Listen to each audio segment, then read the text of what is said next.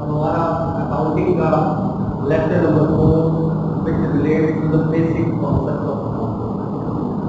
Last class में हम पहुंच गए थे, लास्ट क्लास के अंदर हम पहुंच गए थे अकाउंटिंग की क्रिएशन, जिसके अंदर हमें मेन टॉपिक्स पता चले थे। तो पूरा बिजनेस जो कुछ भी खड़ा होता है उसको होता है अकाउंटिंग इक्वेशन, और उसके अंदर हमने 3 नाम मेजर पढ़े थे, एसेट, लायबिलिटी और कैपिटल। अब इंतहाई अहम चीज जिसके ऊपर बार बार आप अकाउंटिंग के अंदर वो अल्फाज इस्तेमाल कर रहे होंगे, वो कौन से असेट, असेट के अंदर क्या आता है, लायबिलिटी, लायबिलिटी के अंदर क्या आता है, कैपिटल, कैपिटल के अंदर क्या आता है। तो ये बहुत ही अहम लेक्चर है, एक एक लफ्ज के ऊपर पूरे कॉन्सेप्ट पढ़ेंगे कि इसके अंदर क्या क्या है चीजें हैं। जो बिल्कुल कॉमर्स के अंदर इंटर कॉमर्स करता है वो जरूर अपने आप को रियलाइज करते हैं क्या हमें ये चीजें पता है, और नहीं पता तो फिर बी केयरफुली इस चीज को आपने नोट डाउन करना है कि यार हमने 2 साल हो गए अकाउंटिंग पढ़ते हुए, मुझे पता नहीं है इसके अंदर ये क्या होती है। तो लिहाजा ये बिल्कुल बेसिक कॉन्सेप्ट हैं, जब कल को आप इंटरव्यू वगैरह के अंदर जाएंगे तो ये तमाम चीजें आपको पता होंगी, तो आपका ऑटोमेटिकली वैल्यू हमेशा सिर्फ उससे पूछना है, उसके बाद नॉलेज डिग्री है, नॉलेज नहीं है कोई फायदा। तो जब आप 2-4-6 लेक्चर बेसिक कॉन्सेप्ट के आप देख लेंगे तो आपको आइडिया हो जाएगा कि यार इतनी नॉलेज हमें वीडियो से मिल रही है। ठीक है, तो सबसे पहले हम सबसे पहला एसेट, अब इसके बारे में पढ़ते हैं कि ये क्या है। ठीक है,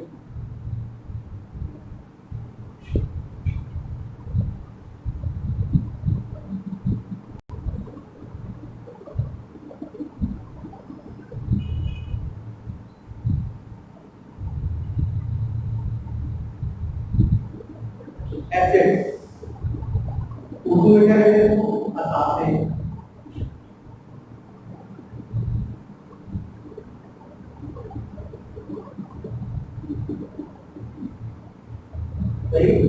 तो ये तो हो गया word to word meaning. Asset इसका मतलब क्या है, असासे। अब सवाल मेरा असासे क्या होता है, बताओ क्या होता है। बात से ध्यान में क्या था, असासे क्या होते हैं, मैं बिल्डिंग, लैंड, फर्नीचर, ये तो एग्जांपल्स हैं। मैं डिफिनेशन पूछ रहा हूँ, तारीफ पूछ रहा हूँ, असेट होता क्या है। तो यहीं पर एक फर्क पता चला कि मैं पूछ क्या रहा हूं, आप जवाब क्या दे। इसका मतलब कॉन्सेप्ट क्लियर नहीं है। असेट मैंने असेट पूछा तो आपने एग्जांपल देना शुरू किया। असेट क्या होता है, what is the definition of asset, not examples of asset. Asset क्या होता है, लास्ट लेक्चर देखो तो पूरी अकाउंटिंग इक्वेशन इसी के ऊपर थी कि एसेट क्या है। और those words which are being used in business they are called assets। और ऑन दी अदर हैंड मैंने और चीज भी एक्सप्लेन की कि एसेट्स हम इस तरह भी निकाल सकते हैं कि लायबिलिटी प्लस कैपिटल असेट। तो एक ये जवाब भी हो सकता है कि एसेट क्या होता है, लायबिलिटी प्लस कैपिटल, ये भी एसेट। तो जवाब सही, लेकिन इसके पीछे जो कॉन्सेप्ट है वो चीज भी क्लियर होनी चाहिए। हर वो चीज जिसका आपका बिजनेस है, लिख भी देता हूं।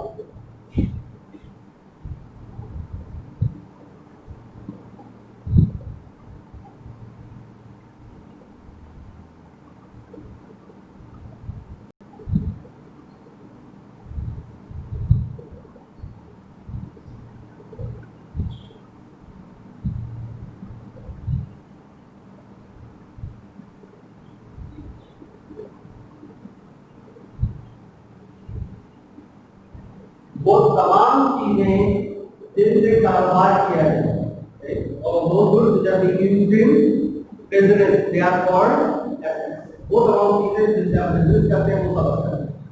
ज्यादा क्लियर। अब जब एसेट्स की डेफिनेशन क्लियर हो गई, अब इसके अंदर हम आते हैं एग्जांपल कि एसेट्स कौन कौन सी चीजें होती है एसेट्स। ठीक है, नंबर 1 अब आएंगे टाइटल। ये तो एसेट हो गया ना। अब आते हैं टाइटल जिसके थ्रू हम बिजनेस रिकॉर्ड कर रहे होते हैं। अगर कोई इंटर कॉमर्स से है तो वो जितनी चीजें वो पढ़ चुका है, कैश, बैंक, अकाउंटेबल, मर्चेंडाइज, ये सब सारी चीजें क्या होती है, टाइटल ऑफ अकाउंट हम इसके अंदर लिखते हैं और इनके बारे में आपको इंफॉर्मेशन तो जो बिल्कुल दूसरे इंटरफॉर्मर है वो तो बिल्कुल गौर हमने एक चीज कि वो क्या पढ़ कर आया है और आज आपको क्या चीजें पता चल रही है। सही। सबसे पहले आ जाओ क्या है, पहला टाइटल क्या है, कैट। कैट का मतलब क्या होता है?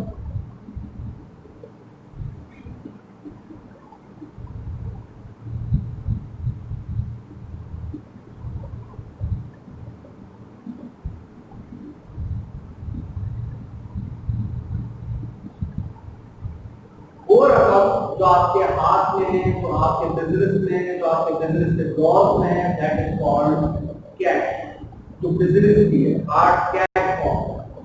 सही। नजीर आगे लिख देता हूं, cash in hand. Cash in hand तो हाथ पकड़ लो। अब इसी के बारे में थोड़ी सी साइंस बताऊंगा। ये इन हैंड बात आपने लिखा हुआ देखा हुआ भी होगा, जो लिखा हुआ आता है पेपर में cash in hand, cash in bank बात पर नहीं लिखा, सिंपल कैश लिखा होगा या बैंक लिखा होगा। तो एक ही चीज होगी कैश। बल्कि मैं इसको सरल लिखूं तो और ज्यादा बताने है कि कैश टाइटल इसका मतलब क्या है, तो कहता आपके पास तीन टाइटल इस्तेमाल होता है। बैंक इसका मतलब क्या है,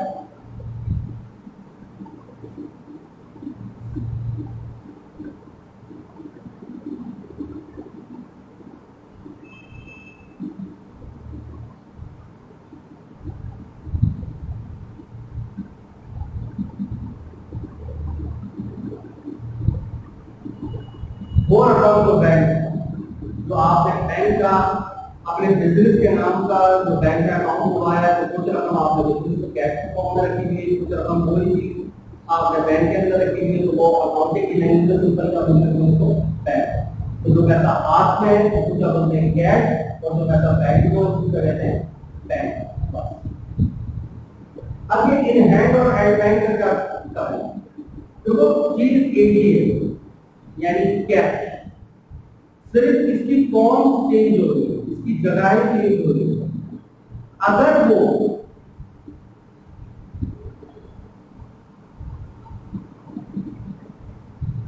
अगर वो पैसा आपके हाथ में है तो इन हैंड, अगर यही पैसा आपने बैंक में जमा करा है तो वही पैसा क्या कहलाएगा, एट बैंक। क्लियर। यानी चीज एक ही है, कैश ही है, सिर्फ फॉर्म चेंज हो गया। हाथ में तो बोलते हैं कैश और बैंक में जाके जमा कराते हैं तो क्या बोलेंगे, बैंक। क्लियर। अब इसमें साइंस क्या है, जब हम गिनती पास करते हैं, डेबिट क्रेडिट वाली गिनती पास करते हैं, उस पर जब भी कैश या बैंक आता है तो सिर्फ कैश या बैंक लिखो, वहां cash in hand cash bank नहीं लिखते, वहां सिर्फ लफ्ज इस्तेमाल होता है कैश या सिर्फ लफ्ज इस्तेमाल होता है बैंक। लेकिन जब रिपोर्ट करते हुए बात क्या है, जब आप बैलेंस शीट बनाते, जब आप ट्रायल बैलेंस बनाते, सही। ये तो कुछ लोगों के लिए बता रहा हूँ जो इंटर कॉमर्स करके रहे हैं, क्योंकि वो इनके अल्फाजों से वाकिफ है, जो यूनिवर्सिटी के अंदर नहीं है तो वो इन अल्फाजों से वाकिफ नहीं है, लेकिन उनको इतना पता है कि जब रिपोर्ट करते हैं किसी को देते हुए, तो किसी को पेश करते हैं कि हमारे पास ये चीज है, उस वक्त अगर आपके पास सेम वक्त के अंदर दोनों चीजें मौजूद है, यानी कैश भी है आपके पास और आपके अकाउंट में भी पैसा मौजूद है, तो अब वहां पर रिपोर्ट करते हुए लफ्ज कैश और बैंक इस्तेमाल नहीं होगा।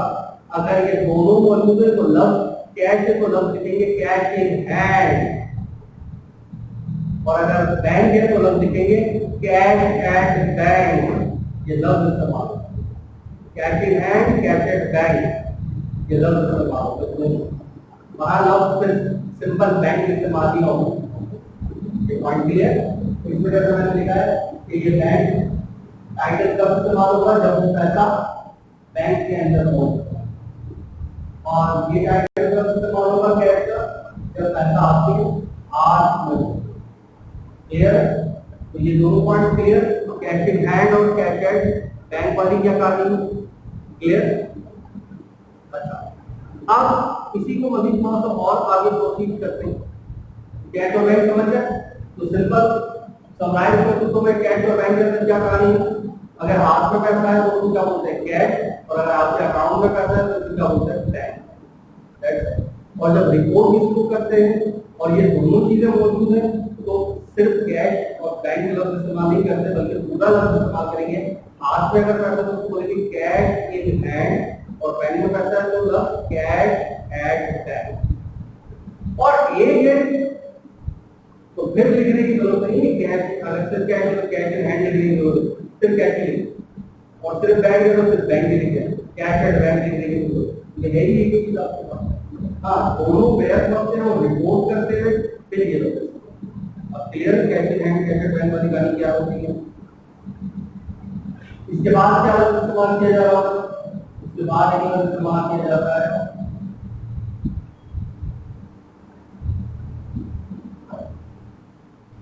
अकाउंट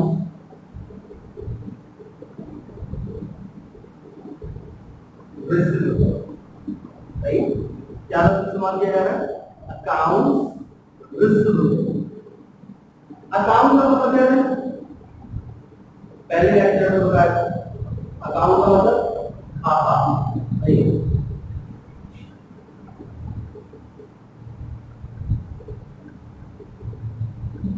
और रिसीवेबल का मतलब क्या है? रिसीवेबल का मतलब किससे निकला? रिसीट। रिसीट मतलब क्या होता है? वसूल करना। और एबल काबिल के लिए यूज होता है, कोई भी काबिल, तो रिसीवेबल काबिल वसूल। रिसीवेबल मतलब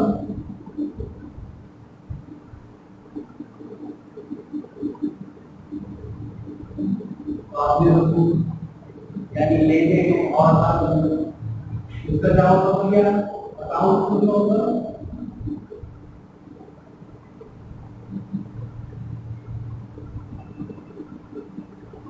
काबिल वसूल, वाजिब वसूल या पैसे लेने हैं।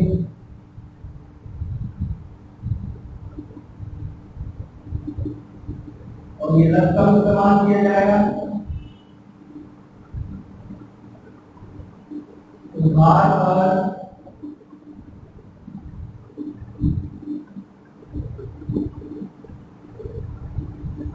फरोख्त के, उधार पर फरोख्त के ये लफ्ज इस्तेमाल होता है। अकाउंट में पैसे ले रहे हैं, सिंपल इसका मतलब है पैसे ले रहे हैं। और ये लफ्ज आपके दिमाग में कब आना चाहिए? अकाउंट को निकल, जब भी कोई चीज आप उधार में बेचेंगे तो अब उधार बेचा, एक तो होता है कैश में बेचना, आपने चीज दी और पैसे ले लिए। अब थोड़ी से पैसे ले रहे, पैसे लेने का बोलते हैं जब आपने उधार में बेच दिया और अभी पैसे नहीं लिए, तो आप पैसे लेने हैं, that is called account receivable, पैसे लेने। तो पॉइंट क्लियर है? जब इंक्रीज आएगी, इंक्रीज के अंदर भी के अंदर क्या क्या साइन होता है, इसके आगे नाम लिखना होता है, किस बंदे से लेने, तो डैश लगाना है, ब्रैकेट लगाना है, कॉमा लगाना है, क्या लगाना है क्या नहीं लगाना, एक एक चीज के बारे में मैं ये चीजें एक्सप्लेन करूंगा। ये जब कोई चीज सीख रहे हो तो अच्छा है तरीके से सीखो, वरना हो सब कुछ भी आपको पता है लोग किस तरीके से पढ़ा रहे हैं, इंटर कर लिया, बीकॉम कर लिया, एमकॉम कर लिया, आता जाता कुछ नहीं। दो चीजें पूछ लो, भाई क्या चीज होती है, भैया एडजस्टिंग होती है, क्या बात होती है, तो उन्होंने तो पढ़ाई ऐसा होता है कि ऊपर प्रीपेड हो नीचे प्रीपेड हो, तो एक काम करो माइनस करके ये वाली इनकी बात हो, यही होगा आप अपने बारे में सोचना आपने कैसे पढ़ा, क्या आपने कुछ भैया से नहीं पढ़ा जब ऊपर प्रीपेड पे दो नीचे प्रीपेड पे दो, लेकिन उसमें इंटर कॉमर्स वालों बता रहा हूँ वो पढ़ रहा है, तो ऊपर ट्राई बैलेंस में प्रीपेड है, नीचे एडजस्टमेंट में प्रीपेड है, तो माइनस करके ये वाली इनकी बात करो, तो जो क्यों हो रही है ये नहीं पता, ये ऐसे होती है।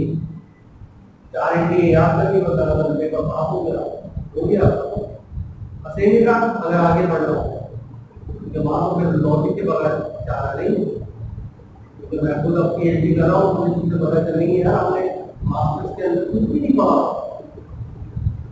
फिर जब बाकी में रगड़े खाए एक्सेल के अंदर और पीएचडी के अंदर, फिर बाद में पता चली यार बाकी में रीजन से पढ़ना है गलत, इस वजह से एक चीज का आपको निकल पड़ा।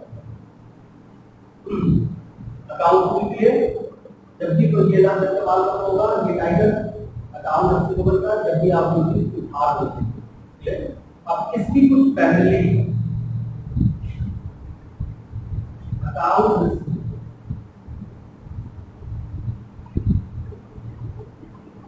अकाउंट का मतलब क्या है? सिंपल किसी को उधार मांग लेते हैं, उनसे पैसे ले लेते हैं, हम उसको अकाउंट नहीं लेते, तो क्या उसका अकाउंट से पैसे ले लेते हैं। अगर मैं इसी की इनवाइस बना दूं, रसीद जिसको बिल कहते हैं, तो उसी अकाउंट रिसीवेबल को हम क्या कहेंगे? बिल।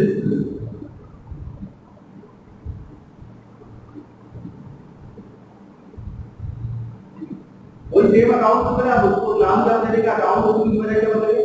बिल से जब बिल बना। और अगर किसी का आपने नोट बनवा दिया, उसी को क्या बोलेंगे? Very good, note.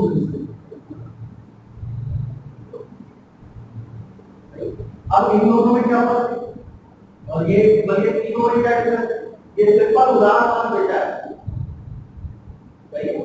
अभी बिल नहीं बना, उधार मांग लेते हैं, उसको क्या बोलते हैं? Account receivable. और जब उसकी इनवॉइस बना लेते हैं, क्या बना लेते हैं? इनवॉइस।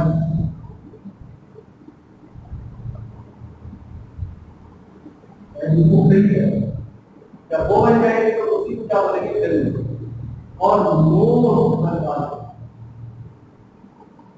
नोट यानी लीगल डॉक्यूमेंट। वो क्या होता है? नोट लिखवाया जाता है कि भाई 3 महीने के अंदर अंदर आप पेमेंट करेंगे, वरना आपके खिलाफ कानूनी कार्रवाई की जाएगी, गवाहों के दस्तखत हो गए, ये सारा काम एफिडेविट के ऊपर लिखवाया जाता है। हल काम है जो गवर्नमेंट पेपर होता है कि अगर इसने खिलाफवर्जी की तो हम केस भी कर सकते हैं। वही लीगल डॉक्यूमेंट क्या कहलाएगा? लोन। और उसमें टाइम पीरियड भी मेंशन होगा लास्ट में, सही। और इसके अंदर भी एक चीज है कि टाइम पीरियड के अंदर वो 6 महीने से 1 साल के अंदर अंदर होता है। जैसे कहते हैं एक असेट की मोटी सी डिफिनेशन बताई कि असेट क्या हो, तो असेट की बेसिकली 2 टाइप्स होती है। कितनी टाइप्स होती है? 2 टाइप्स। ये अभी ये जितने भी हम पढ़ रहे हैं तो सबसे सब क्या है? करंट। उसके बाद में हम पढ़ेंगे फिक्स। ऐसे में मैं यहाँ पर मैसेज कर देता हूँ आसानी के लिए, मतलब मैंने अलग सोचा था। करंट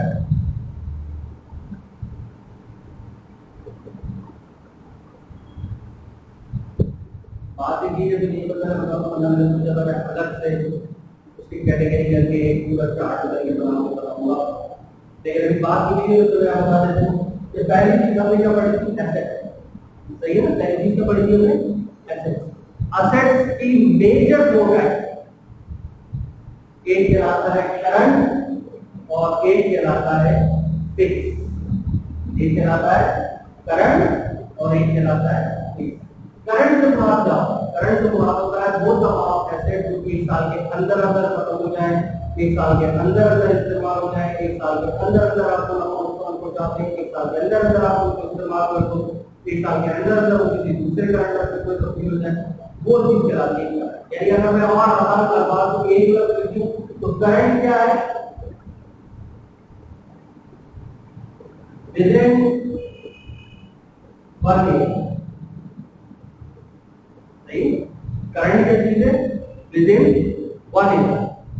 तो अब अगर सिंपल कैटेगरी का बात कर रहा हूं तो क्या होगा? पहली चीज हम क्या पढ़ रहे हैं? एसेट्स। और एसेट के अंदर 2 टाइप, एक करंट और एक फिक्स। करंट का मतलब 2 साल के अंदर अंदर इस्तेमाल करो, और फिक्स वो 1 साल से ज्यादा है। तो फिर मैं बाद में बताऊंगा जिस तरह मैंने बताया कि बाहर पहले चार्ट करा था, आपने समझाता। अभी बात की थी कि मैंने एक्सप्लेन कर। अब करंट असेट के अंदर ये तमाम चीजें आ रही हैं, कैश, बैंक, अकाउंट रिसीवेबल और ये भी। जहां तक अब